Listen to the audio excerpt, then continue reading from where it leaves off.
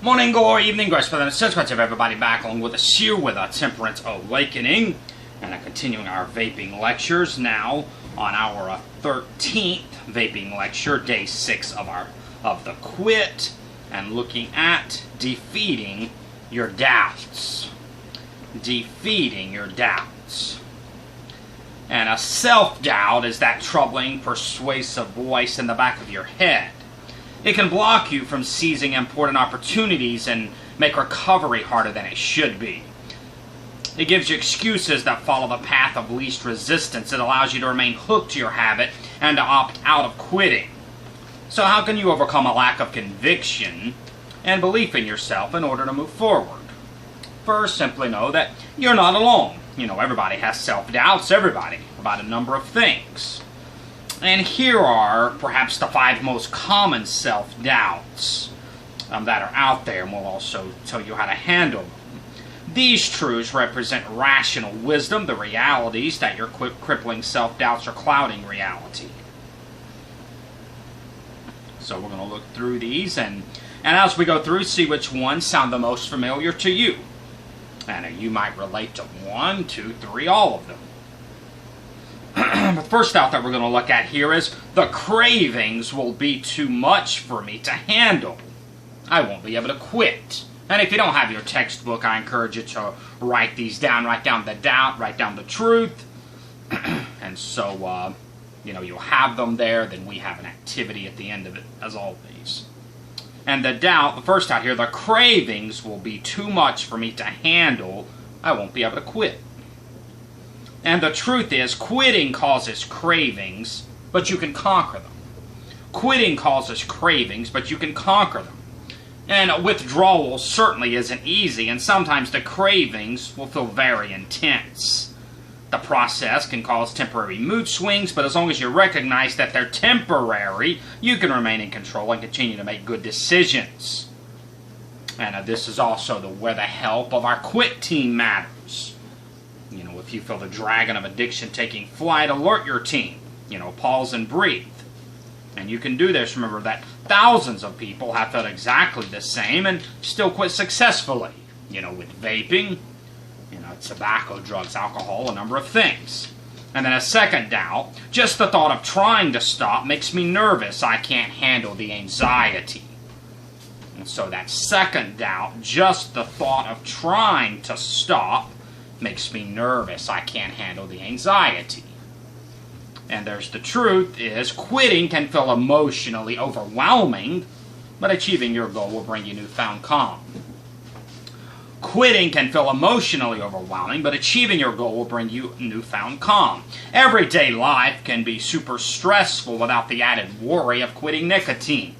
Avoid anxiety-provoking situations as much as you can and alert trusted co-workers so they can support you during your quit.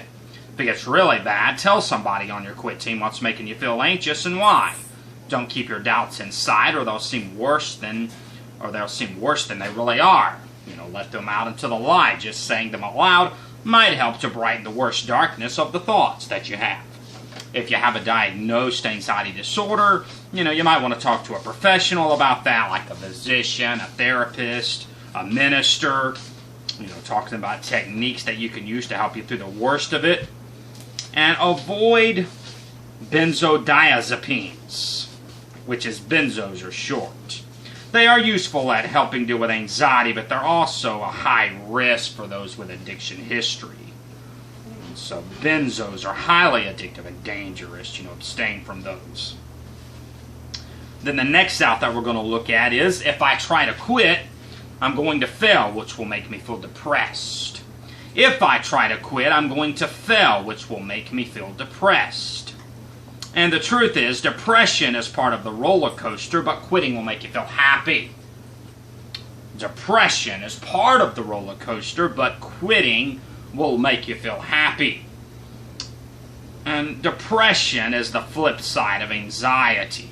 Nicotine chemically lights up your brain like a Christmas tree.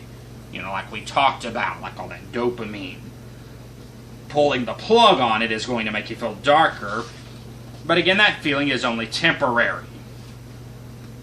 For many vapors, the habit itself, feels like a best friend. You know, the one who's been there through thick and thin, the ups and downs. It's a reliable source of comfort, so, the thought of quitting is going to affect you. It's hard to lose a friend. Remember who your real friends are, though, and that's your quit team cheering you on to stop vaping for good. Not nicotine, which is just bad for your health. And if cutting back on nicotine makes you feel seriously down in the dumps, definitely, investigate nicotine replacement therapy like we've already been through. People who use nicotine replacement therapy are twice as likely to quit successfully, and they're less prone to depression. Although if you have diagnosed depression, then talk to a physician or a therapist about what you can do to get through this darkness. And then the next doubt, trying to stop vaping fries my concentration. Quitting will shortcut my brain. So that next doubt, trying to stop vaping fries my concentration. Quitting will short circuit my brain. And the truth is, nicotine affects your brain, so quitting will cause an inability to focus, but it's temporary. Nicotine affects your brain, so quitting will cause an inability to focus, but it's temporary. Quitting might make you feel distracted and slow. Withdrawal can feel like you're drowning in mud. It seems as though the feeling will never end, but soon your ability to concentrate will return and improve. Because remember, nicotine is something that is bad for your brain. After you quit nicotine, after that's out of your system, your brain's going to improve. As with anxiety, nicotine replacement therapy, can help conquer, this side effect of quitting. And while you're at it, you can do things like we mentioned, like meditation. Prayer, reading self-help things, religious material, things that will encourage you. Like mindful and spiritual practices, that'll improve your ability to focus. And also the more exercise you do during your detox, the more quickly the nicotine will leave your system. Like we mentioned, that exercise, and eat healthy. And maybe a couple of other things that you can do. It's take a hot shower, a hot bath, relax, do something like acupuncture. Once your body expels, all of these chemicals, quitting becomes an issue of mind over matter. So, plan to do the work and then work the plan. And then the last out here, I don't want to quit because I like the flavor and I'll miss it. I don't want to quit because I like the flavor and I'll miss it. And the truth is, vape juice might taste good, but quitting will taste better. Vape juice might taste good, but quitting will taste better. Vaping dulls taste buds, actually just like, tobacco does, like traditional tobacco, cigarettes, and smokeless tobacco. Those things actually dull taste buds, so the intense chemical ingredients of vape juice might taste good, but everything else probably tastes a little gray, like dull. Like that's now what they call vapor's tongue for people that vape, used to. I think there was a term, well, I guess it still does work for people that smoke cigarettes, or cigars or whatever. They call that a smoker's tongue. But see, think about how great your favorite foods and drinks are going to taste again when your taste buds return to normal. And so kind of in conclusion, addiction clouds thinking on truth here. No matter how unsure you feel about kicking your habit, remain steadfast. Remember that countless others have done it before you, with addiction's even more difficult. And don't let your doubts get you down. Believe in yourself because you have everything to gain by kicking your habit. And of course, we're faith-based and all. And we're going to look at some things here from Psalm 118. When self-doubt creeps in. We're going to look at 13 things, all of them out of the 118th Psalm. Like in Psalm 118:1, it says, "Oh, give thanks unto the Lord, for He is good." See, number one, God is good, and God can help you through it. And then continuing there at verse 1, the latter part to verse 4, it says, "Because His mercy endureth forever. Let Israel now say that His mercy endureth forever. Let the house of Aaron now say that His mercy endureth forever. Let them now that fear the Lord say that His mercy endureth forever." So that second point there, His mercy endures forever. And then we look at verse number 5. "I called upon the Lord in distress. The Lord answered me and set me in a large place." See that, in a large place? That means free. Number 3, God set you free. See, like nicotine and vaping, that puts you in a very small box. But when you get rid of that, you've got all the world to roam. Verse number 6, the Lord is on my side. I will not fear what man can do unto me. So number 4, God is for you. God is for you quitting. And then verse 7, the Lord taketh my part with them that help me, therefore shall I see my desire upon them that hate me. And number 5, God will help you. God will help you through it all. And then verses 8 and 9, it is better to trust in the Lord than to put confidence in man. It is better to trust in the Lord than to put confidence in princes. See, number 6, God is a refuge. God is a refuge. Then verses 10 to 12 says, all nations compassed me about, but in the name of the Lord will I destroy them. They compassed me about, yea, they compassed me about, but in the name of the Lord I will destroy them. They compass me about like bees. They are quenched as the fire of thorns. For in the name of the Lord, I will destroy them. See, number 7, God's authority is in you. How wonderful as that is. Of course, we are not God, but we can have God's power, and that's what we have to rely on. That's why when breaking these addictions, we have to be in prayer and in the Word of God. In verse number 13, thou hast thrust sore at me that I might fall, but the Lord helped me. Number 8, God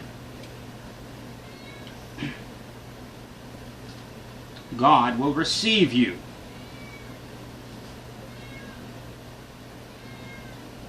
God will rescue you. I'm sorry, I can't read my own handwriting there.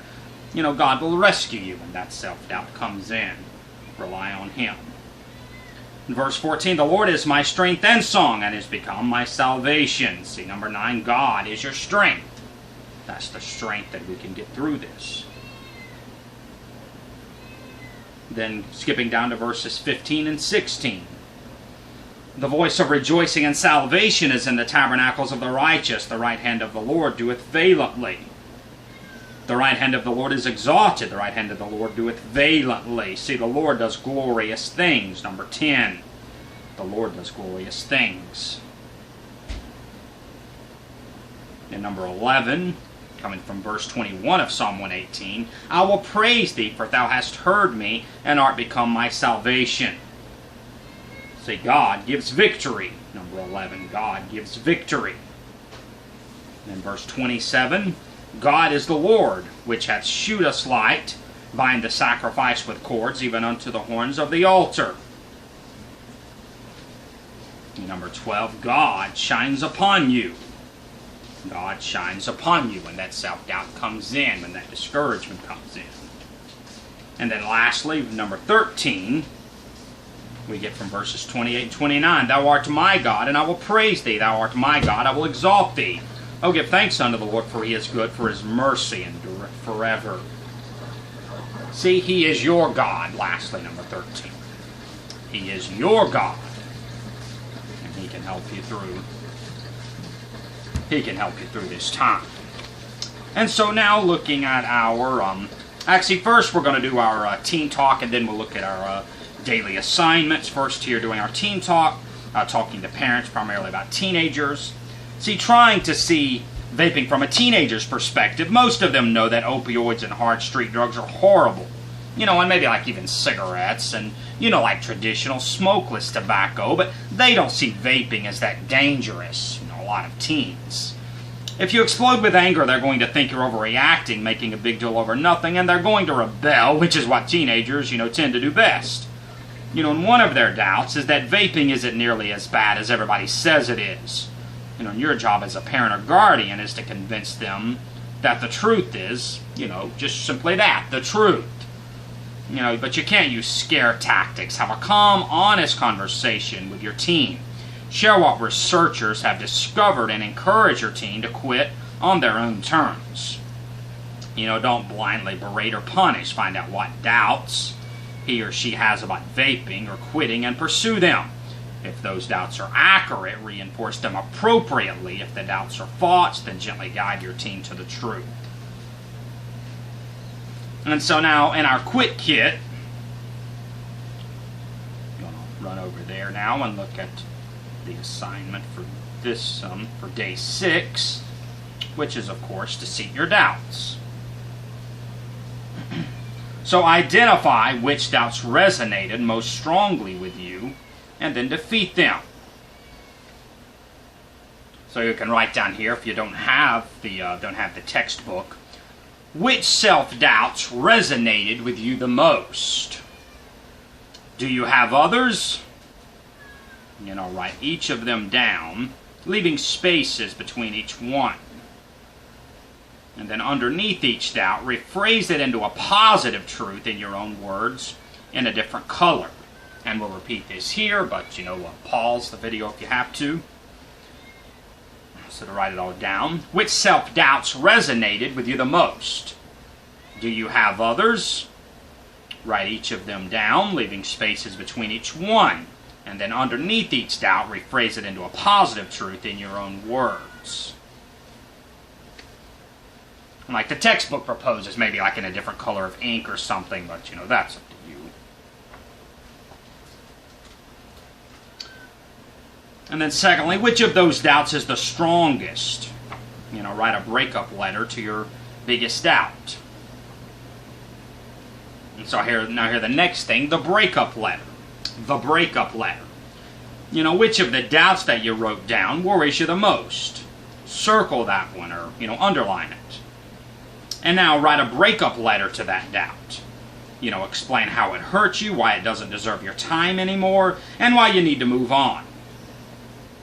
And share this, to your quit vaping, to your quit vaping team, like to the team that you created or any other groups, that you're in, to encourage others and, also yourself. And so just repeating that one more time, the breakup letter, which of the doubts worries you the most? So, circle it or underline it, then write a breakup letter to that doubt. Explain how it hurts you, why it doesn't deserve your time anymore, and why you need to move on. And maybe share this like with your, quit team, that you assembled, and like maybe any other, type of group, that you're a part of. And then also, continue to do the visualization, exercises. And so that concludes today's lecture. Really good stuff there. And tomorrow we'll be talking about nicotine replacement therapy as well as something else called H2M. And so we'll be going over that with day 7 tomorrow. So come on back and be with us as we said, do the exercises. And we wish you all the best. My personal email address is there. If I can help you in any way, don't hesitate to reach out to your leaders there that are helping you, your quit team. It's there to help encourage you. And so thanks for being with us so much here today, and we'll see you tomorrow as we said. Until then, until they break in the shadows flee away, I'm Dr. Cooper, and I love you, and I appreciate you.